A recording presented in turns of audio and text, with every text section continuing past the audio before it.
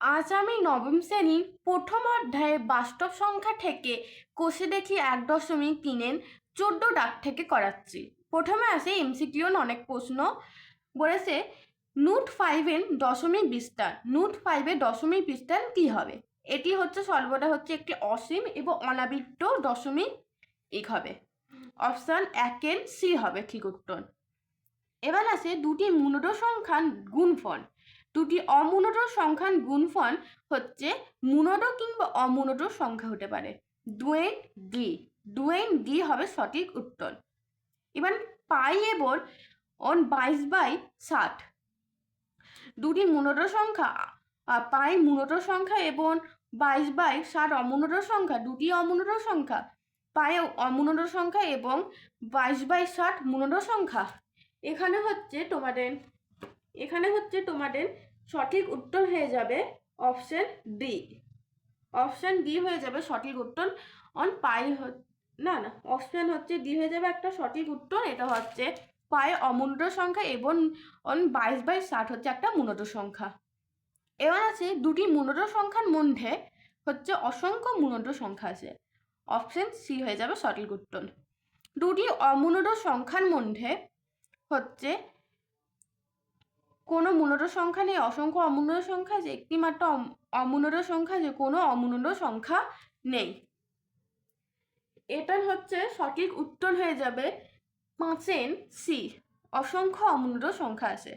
শূন্য সংখ্যাটি অখণ্ড সংখ্যা কিন্তু পূর্ণ সংখ্যা নয়। মূলত সংখ্যা কিন্তু বাস্তব সংখ্যা নয়। পূর্ণ সংখ্যা কিন্তু মূলত সংখ্যা নয়।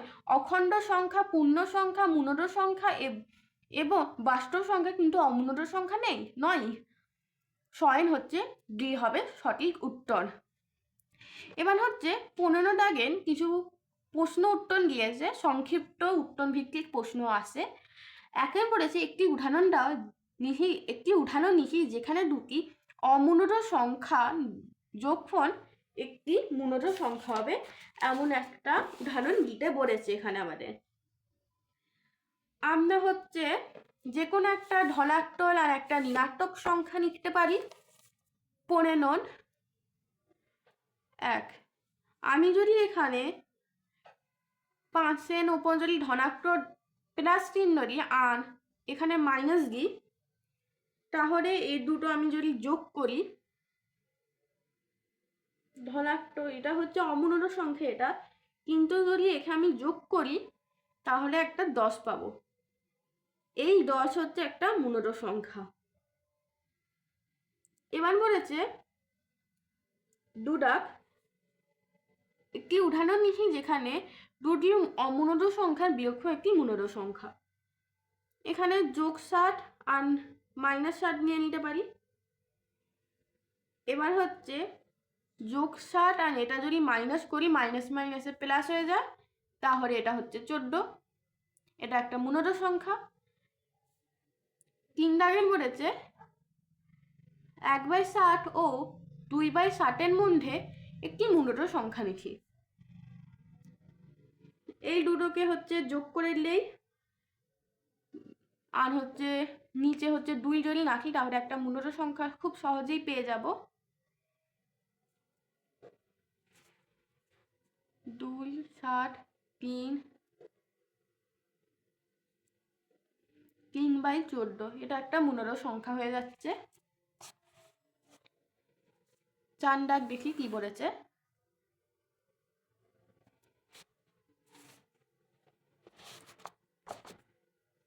1/60 ও 2/60 মধ্যে একটি অমূলত সংখ্যা লিখতে বলেছে আমাদের। প্রথমে ভাগ করে নিতে হবে। একে 0 1 60 8 9 10 3 0 এসে গেল দশমিকের জন্যে। 4 7 28 2 0 14 6 0 8 56 4 5 35 5 0 7 7 49 1 প্রথম সংখ্যাটা রিপিট হতে থাকবে। এবার তাহলে ওটা হচ্ছে হয়ে যাবে 0.142857। এরপর আছে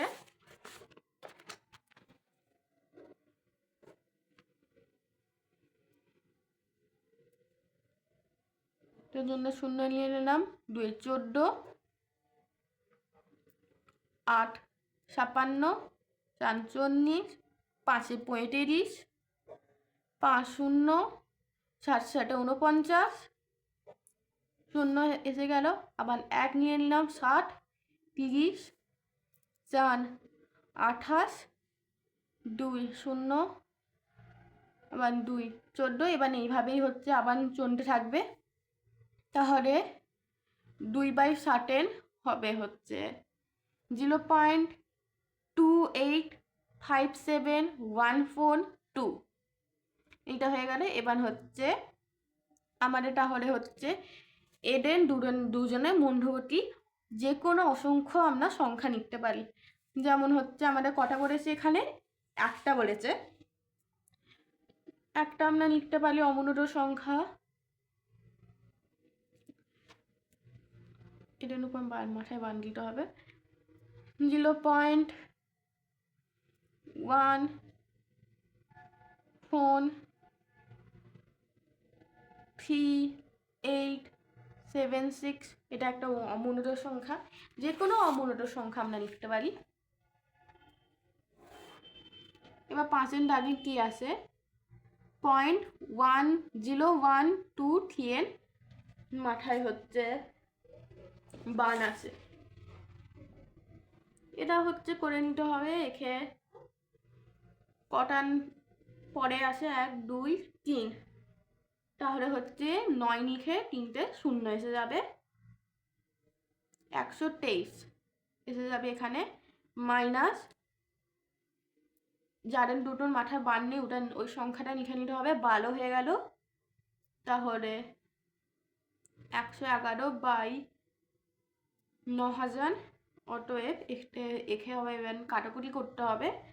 কাটাকুটি আমরা যদি 3 দিয়ে করি, 3 3 9, 3 7 21, এটা 3 দিয়ে যাবে, তাহলে হচ্ছে 37/3000।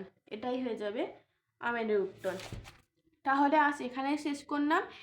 আমাদের হচ্ছে এবার বাস্তব সংখ্যার অধ্যায়টা সম্পূর্ণভাবে শেষ হয়ে গিয়েছে। এরপরের দিন সূচকের নিয়মাবলী থেকে করাবো। তাহলে আজ এখানেই থাক, আজ এখানেই শেষ করলাম।